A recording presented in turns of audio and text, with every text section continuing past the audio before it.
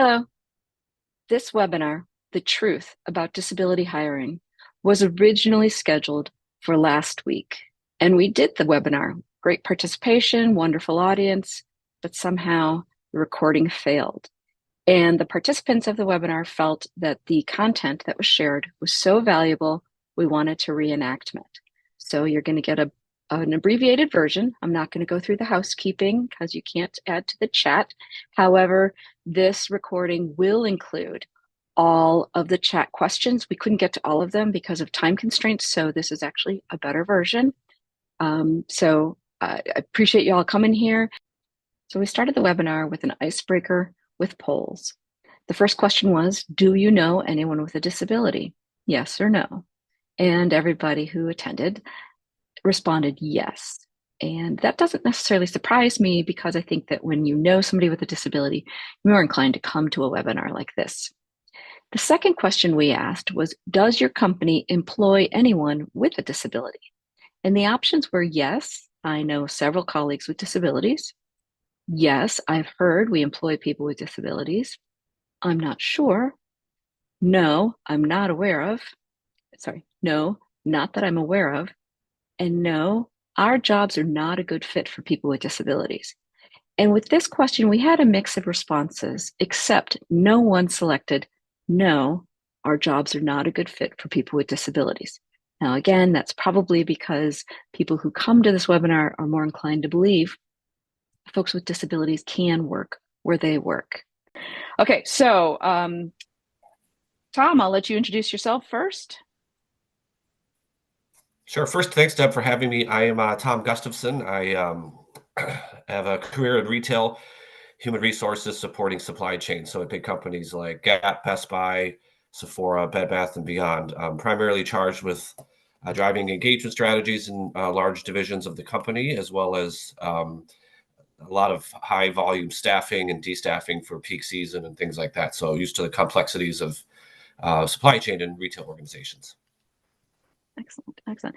And you had the experience of doing disability hiring with all of those, the Gap and Sephora and Bed Bath & Beyond, or just with a few of those? I've had experience with disability hiring at the most recent one, so Sephora and Bed Bath & Beyond. So Okay, I've hired hundreds of people with disabilities between those two companies. okay. And why did you not have disability hiring before you started it? What was sort of the trigger for you to start disability hiring? Well, I think a big part of it was there's just a fear, to be honest, and I think there's many factors of fear. One of them is the interview. As a person interviewing someone with a disability, I think it can be scary for an interview because they're afraid of all the stigmas out there around what you can say that might be wrong, can get the company in trouble, how to properly accommodate someone that might need an accommodation through the interview process. There's also fears of, for me, there's also the fear of how do I manage, different disabilities within the organization or abilities, if you will. Yeah, What I've learned is that through working through this, that all these things are really just myths, and there's really no reason to be afraid of these things at all. that makes sense. That makes sense. Carla, I'll give you a chance to introduce yourself. Hello again, I'm Carla Gaouette, and it's great to meet you all. Thanks, Deb, for inviting me onto this webinar.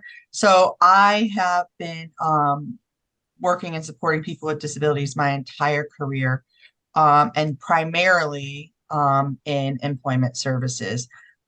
Working majority of my lifetime with nonprofit organizations, where I supported them in those types of services. 2008, the company I was currently working with went out for a grant that was out with the United Way, and it was to assist Walgreens with their brand new facility in Windsor, Connecticut. So I got a taste of the Randy Lewis model and pre-training that folks with disabilities could get, and really saw and proved that folks could really do the same jobs as everyone else. Even though I believe that, I saw it. And I think the biggest eye opener for me was full-time benefits going off, state benefits, and really being able to take care of themselves. From there, employers started to talk to me. They reached out to me. I never did anything. I was a nonprofit, and we built out a consultant arm because so many large employers would call us and say, "How do you do that?" And it started out in just, distribution. And then it went to manufacturing and retail and casino. So all kinds of hospitality around there, call centers, healthcare, and office like mailroom type work. So I've seen it carry across industry as well. And so it's just been something I spent the last 15 years really assisting folks with disabilities and other barriers be able to self-sustain themselves, have self-sustaining jobs, as well as helping these large employers get that job done. And that's how you and I met, was through Walgreens Yep. back in 2008. So how did you and Tom connect with each other? Same way. Tom will probably speak, so I won't steal his glory. He'll speak to the how he heard it while he was at work. But because Tom had heard about Walgreens, at the time I was a partner with Walgreens. And so when Tom reached out to come and see the Walgreens model so he could kind of feel and touch what it was actually happening, I was introduced to Tom at that point. So the fellow that ran over there, Joe Wendover, invited me because he really wanted Tom to understand how it took a partnership, not just the company being able to do it themselves. They really believed in the partnership. And so I was able to meet Tom at that point and go through a couple of different companies with him doing the same kind of work, which has been great. Thank you. Okay, Tom, so how did you meet Carla? Tell me about that. First of all, I would highly recommend anybody that is considering doing this to go visit a company that does this well, whether it be Sephora or a Walgreens. Would be, I'm sure Carla and you have other recommendations as well, but to see it just is like Carla mentioned, you can really see it come to life. It is extremely beneficial to really get something like this going. So for me, it was great because when we toured Walgreens, I brought a HR manager with me that reported to me, and he had a son with autism. So I wanted him to be there so that way he can kind of translate, if you will, and he can help me ask the right questions. What was great about having Carla there while we were at Walgreens is that, one, she's great at what she does. But the other thing was her and Joe were able to field all the questions that we had. And it's funny, when you look back, I now realize how silly our questions were. I mean, when it's kind of an unknown, right? When you're going to do something on this scale. But I'm going to give you an example. We were asking questions like, what happens? Do your benefits go up? What about prescription? I mean, just stuff that doesn't matter.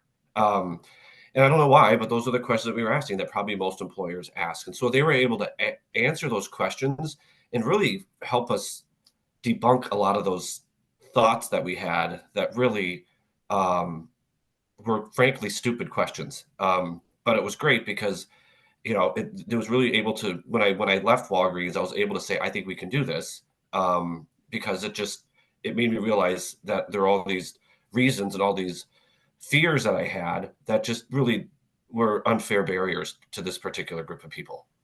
Yeah, I think that that's something a lot of companies experience, is that you have these questions that you're afraid to ask.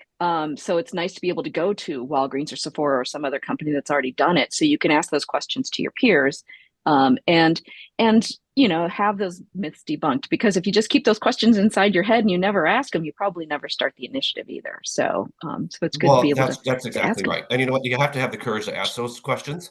them. And Carla, she has ways to make sure that leaders ask questions that they're not comfortable asking and gets it out in the open, which really helps to prepare the environment for an initiative like this, which is great. Definitely.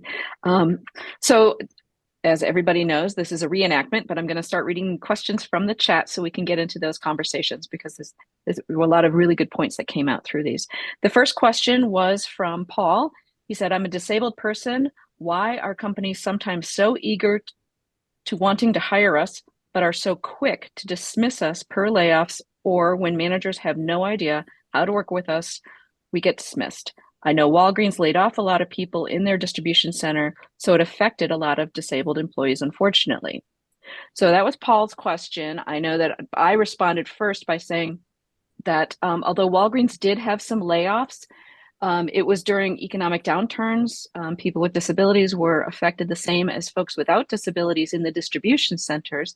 However, in the stores, we did find out that there was a disproportionate impact on people with disabilities. And so we dug in to find out why. And it turned out that we had store managers who had hired people with disabilities who were um, in school or in service in programs where they were getting services from agencies that serve people with disabilities, and the teachers or the job coaches from those programs had told the managers, these people can only do this, they can only do this part of the job, they can only stock, or they can only check expired dates, they can't run the registers, they can't wait on customers. And so that the managers took that literally, and when they hired these individuals out of those training programs, then they just kept them in those small roles. And when their payrolls had to be reduced, and again, that was across the board, not intentionally at people with disabilities, but their choices about how to reduce hours had to do with who could add the most value to the store. And that meant who could do the entire job of being an associate at a Walgreens store. And so as a result of that, at Walgreens, we actually went back and trained the store managers on how to work with those agencies better. So that's my response to Paul about this idea that companies are so eager and then they lay people off and that their managers aren't prepared. But Tom, I want to give you a chance to respond to that, and then Carla. Yeah, I've not actually come across that before. The only experience I've had is when I was at Bath and Beyond, the buildings closed due to just the company filed for Chapter 11. But my experience has actually been the opposite, if you really want to know. I've had managers that have told me I would rather have 4 people with disabilities on my team than 8 without. I've actually had a manager tell that to me. So because of the work ethic that they bring, and we can get into details later on the data, but they bring such a different performance level and a loyalty to the organization that managers want them on their teams. So I'd actually argue that it's the opposite. Okay. Carla, thoughts on this? Yeah, honestly, again, I was involved with Walgreens and I know, one of the things that as a trainer and working directly with folks with disabilities and other barriers, we are always talking about multifacets and knowing more than one job, because anybody's worked in distribution knows that you're farmed and you go to different places. So that's one thing that we've always really talked about with individuals. And I know Walgreens made changes because I worked in the retail program and you needed to learn all 3 positions. And like Tom, I really have not seen that. And it would be something that I, in the role that I play, I'm an advocate. So I would have really, really went up against that stuff. And maybe it's because the companies that I work with, they get the education and the connections that they are getting, that they don't find having a person with a disability working with them is a burden. So unfortunately, I'm sorry that, that he's gone through this, but I have not seen this like Tom at all. So Carla, you just mentioned training. So is there training that I know this, the answer to this, but I'll ask it for the webinar. Is there training that's provided to managers so that they are equipped to be able to manage folks with disabilities if that's different? Yeah. So, as a consultant, we always talk to the company about just disability 101, across the board, just to give your managers, your leaders, your HR, your recruiters, just a basics, and you're going to find when you gather people together, you already have experts in the room, right? So that's the beauty that allows. And during that time, we really try to make it a safe place for companies during training to really ask their worries, talk about what their fears are, talk about what they've heard, and really understand those kind of things. So that's a basic that we do with every company. And then if there's something very specific that a company wants to be trained on, then that's something we can always go back and make for them, very specific, whether it's around a disability or if it's around a specific disability or a specific tax credits, how those are used, or anything that is just unknown to them. We can do specific trainings, but always across the board is the fear, stigma, and disability 101. Yeah, if I could add to that, Yeah. what I loved about that is my partnership with Carla is that as the leader in the organization, Carla understands that I want to be the person that gets up in front of the teams and lead them through this. But typically I can't, and most leaders can't because they don't have the experience. So it's awesome because Carla has the ability to be there with me, and we tandem train. And what she's doing really is providing training wheels for me. So that way, at the end of the day, she can walk away after doing a few of these, and my team and myself can lead these in the future as we build our comfort level around this. And so that's what Carla and her team is really good at doing. And I know that we really appreciated that. Awesome. That's great. The second question in the chat was from Chris, and he was asking, has Sephora integrated disability inclusion past the distribution centers? If so, could you talk about the strategies that were used, education for staff, policy creation, improvement, etc.? Sephora is one of 80 some organizations that are under the LVMH, Louis Vuitton Moet Hennessy organization in France. So Sephora, so it was prevalent in their distribution network, and when I left there, we were really trying to drive it to get people with disabilities to work in other functions, not only in other parts of the organization, but in other functions. People with disabilities can work in any job. So it's a great question because yes, there is work that needed to be done to prepare. So the organization looked at one of their facilities and learned that they have some work to do in their corporate facilities, which I believe they have since changed. They are also expanding it into the other maisons, as they call it. That means that's another term for houses or their different brands. So, Tag Heuer, whether it's Tiffany, I'm not sure which organizations they're starting with, but they are scaling it across all these different organizations, which is great to see. So you can really see the buy-in. Now, in terms of the strategies for how they did that, I'm not quite sure, but I do know that if you go on their website, they have a full web page dedicated to hiring people with disabilities, which we made when I was still there. And the reason that was so important is so that people with disabilities can go to a page and see, okay, what are the things that this organization is doing to make it a comfortable place for me, where I feel like I can belong as well. And you'll see stories in there. You'll see testimonials of people with disabilities, and I think a lot of that permeated throughout the LVMH group, and so now a lot of them want that same program in their companies. Sounds like a great recruiting tool to have a part of Yeah, your website dedicated to that. That's exactly right. That was the other reason we use it, is for frankly recruiting. Right.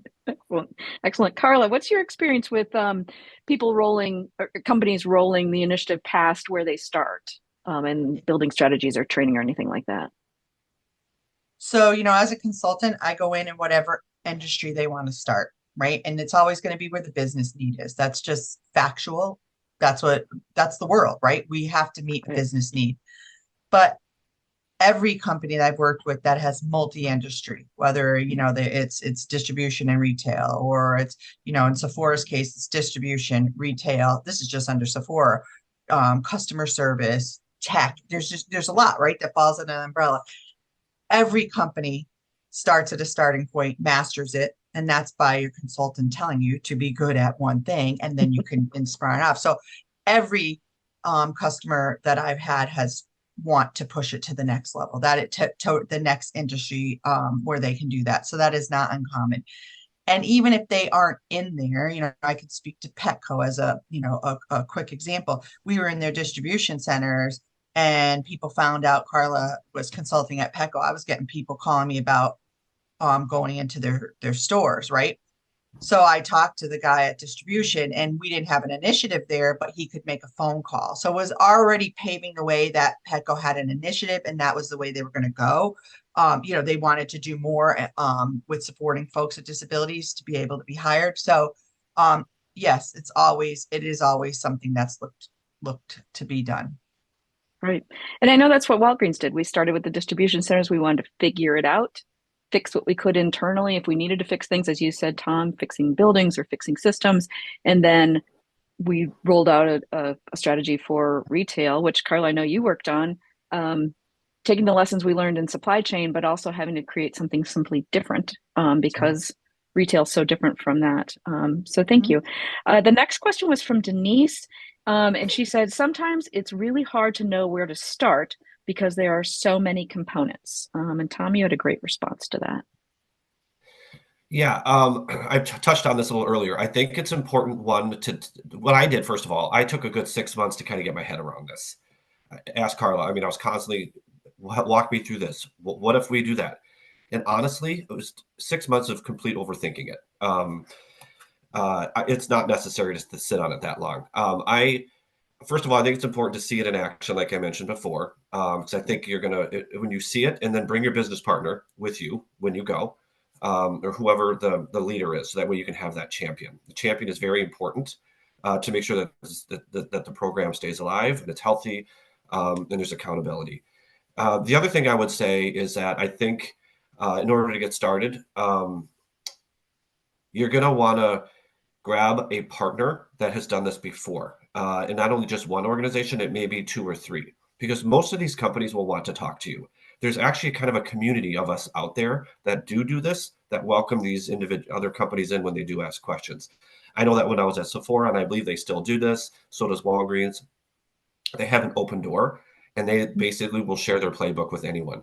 And I think that's really important. And then you have consultants like Carla that'll come in and help you execute what they have. So those are some of the tips I would have for kind of getting started.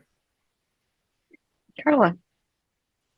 Yeah, so Tom will know, Tom and I have gone through a couple of projects together, and I'm very comfortable. And so as soon as someone talks to me, I always try to connect them, like Tom said, to another employer that can talk to you about it as a business person, what you're going to see, what you need to worry about.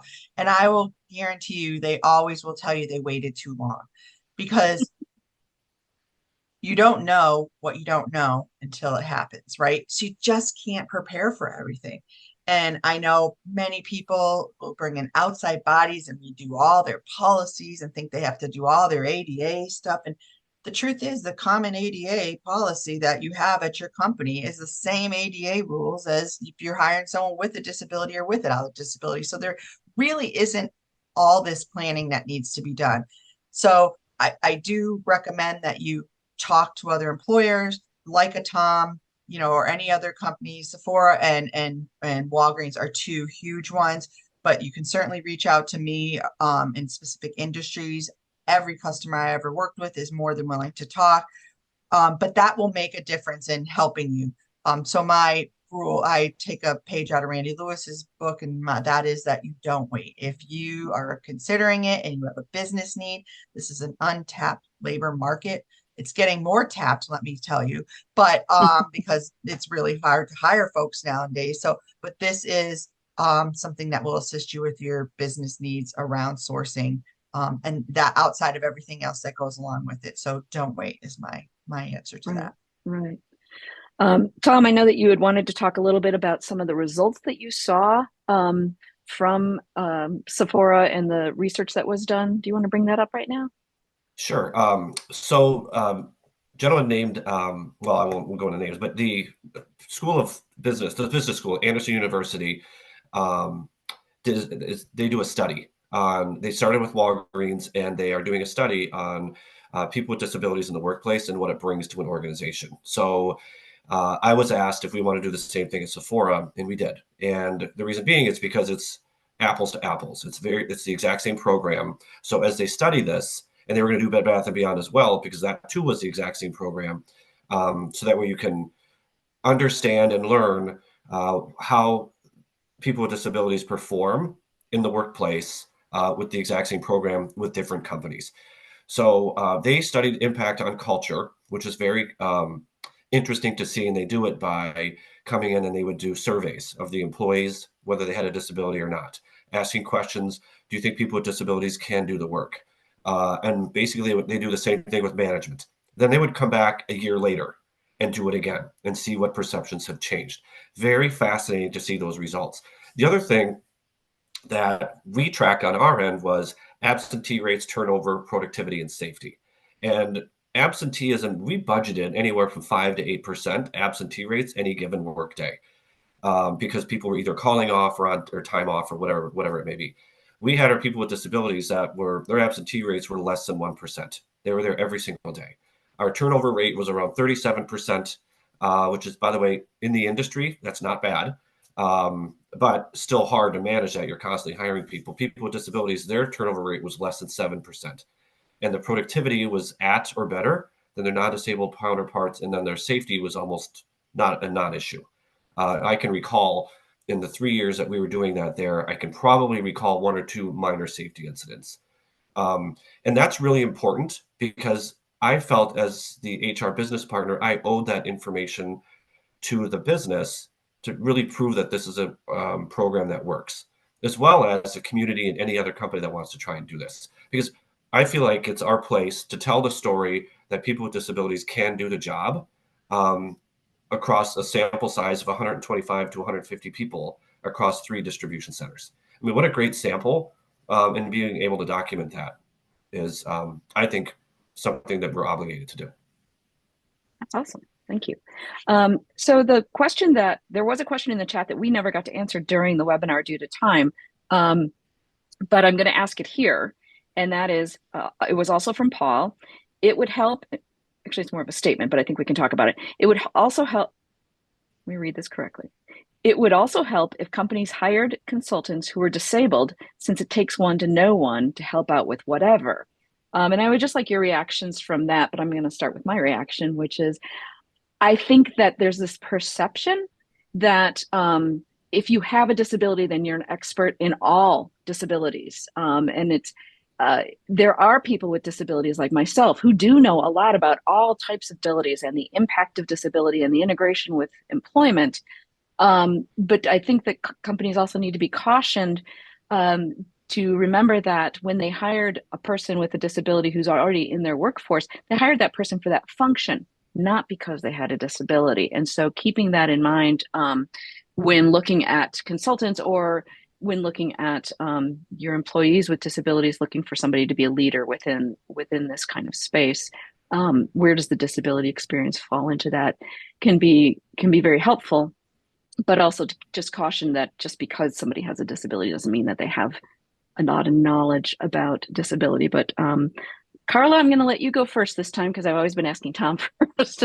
Right. Well, manage me if I get carried away, because this is this one can be really deep. So first, I am a person with a disability doing the job, and I will tell you that that has no bearing on being able to assist in these programs, meaning that we are working with people. And while there might be somebody who is deaf or somebody who's neurodiverse, yes, there are some characteristics that go along with that person. That doesn't really determine how it's going to be in workplace. Every person is individual. And one of the hugest things I consult about, and I'm sure Tom will tell you, is often employers will say, where do you think we should start? What type of disability would be best in distribution or whatever? And I always say to an individual, I asked that question. Yes, they do. And it's always done out of trying to do the best thing for the program. And my response is always the same. What do you need to complete the job? What skills? And I don't care what the disability is that this person has. If they have those skills, then we're going to consider them. And then when we try to consider them, once they get on the job, if there's some kind of accommodation we need, it's going to be specific to that person and not to their disability. So I don't feel like my disability has any bearing on the success that I have in the job that I do. I believe it's because I take the time to learn each person and believe that they can do the jobs and help them believe, and then make sure they have the skills to get into the right jobs that they're interested in and the employer is looking for. Thank you. Tom. My answer will be brief, I think. I think, by the way, Carla, I didn't know that.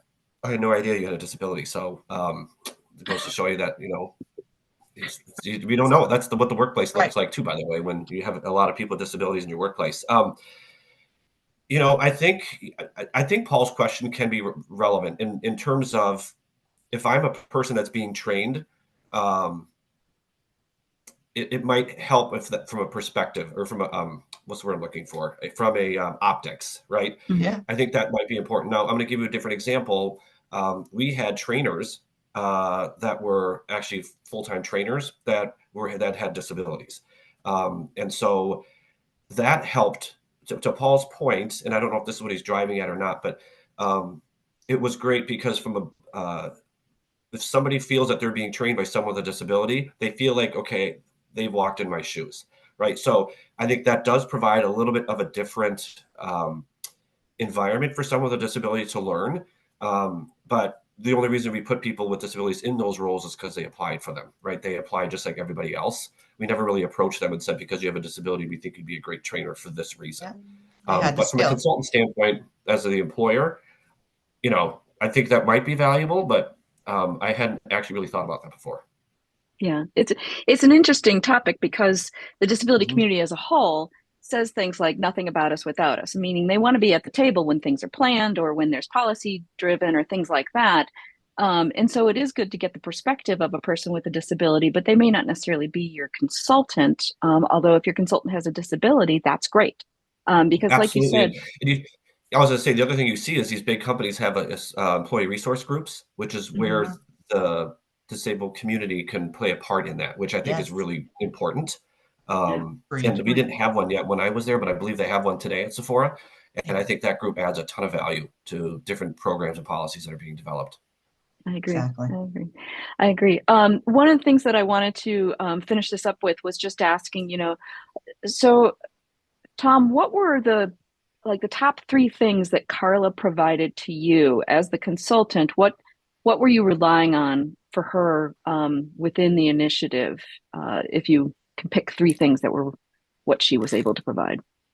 Well, there's one thing I'll put on the list, but I won't put on the list. I'll make it a fourth, maybe. I think one of the things that individuals like Carla brings is just a sense of confidence and comfort. Okay, that's the Mhm. first thing because Carla can pat my back and say, I'm figuratively speaking here.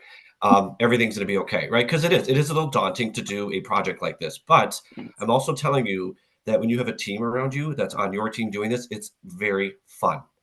Organizations like it. And Carla, if you don't mind, when I'm finished, if you don't mind touching on maybe if other companies feel the same way, but there was people really rallied around a program like this. I mean, the entire organization did, which was so cool to see. Um, but to get to your question, I would say one of the things she does is I want her to help me do it as cost neutral as possible, and she knows that. And that's one of the things that she provides as a service that I don't have any idea how to do this, and most organizations don't, is to where to find the funding to help with offset some of the costs. So, for example, some states will offer funding, some organizations will offer funding, and so forth. So, and they're pretty lucrative. So she'll help tap into that through the state.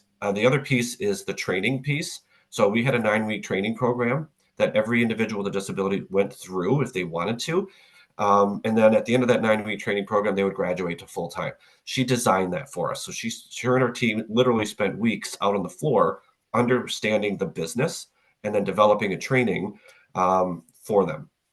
And then coming up with the metrics that we need to be measuring and all of that. So she knew the business as well as we did.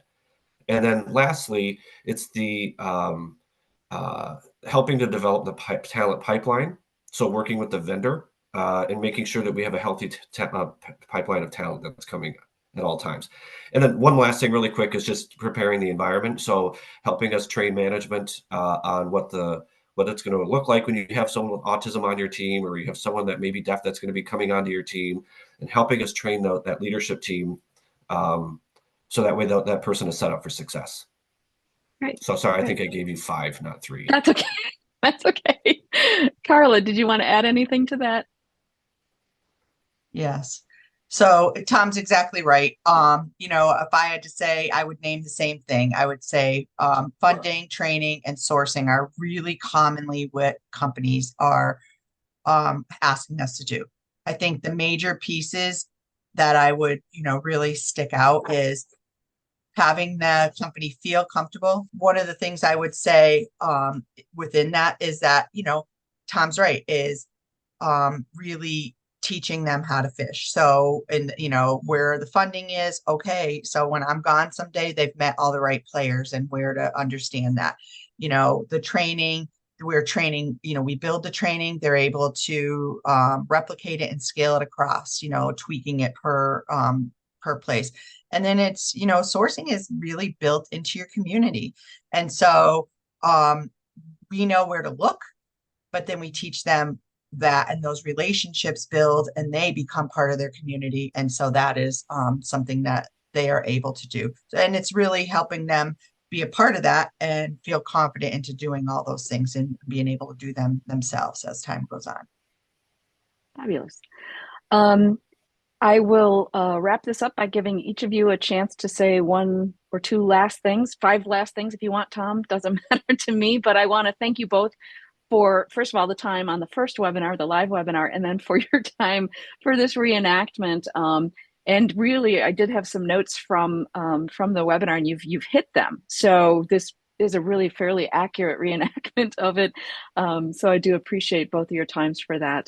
But I'll give you a couple of minutes to any closing remarks from either of you. Well, you want to go first, Tom? You want me to? Well, really, I would just, by the way, this is easier second time through. I think it's a little more thorough. What I would tell you is I think if organizations, I'm actually very surprised to see how many people get exposed to this or how many companies get exposed to this and walk away from it. It's actually very surprising to me. The reason I say that is because I was approached by my business partner, our head of supply chain, who said we were basically in the labor market crisis.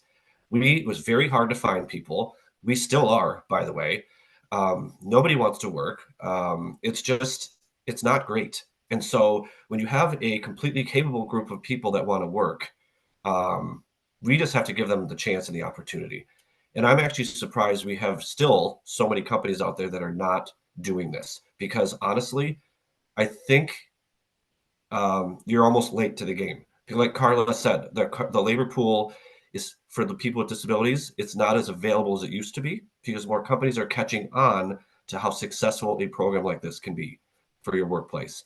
So I would just say that, waiting is not the answer. And not only that, it just does incredible things for your culture. And Carla can probably talk to that because she has much more exposure to other organizations than I have. But people love it. People with disabilities come in every single day. And one of the things I heard from a participant from this webinar, they said that, well, the reason that they are coming in every day and they don't want to miss work is because they're afraid that they're going to lose their job and they won't get hired by any other company. That is sad to me. And so I want to get more companies doing this so that we don't have people with disabilities feeling like that. We want them to be a valuable commodity to every organization. Thank you. Carla? Mine is similar to Tom in the sense that don't wait. I think you owe it to yourself business wise to talk to a company, talk to somebody like one of us on the call to at least hook you up with somebody to understand what it is and what it could do for your company. Morale, I was so pleased when Anderson University did that because normally we're always looking at statistics.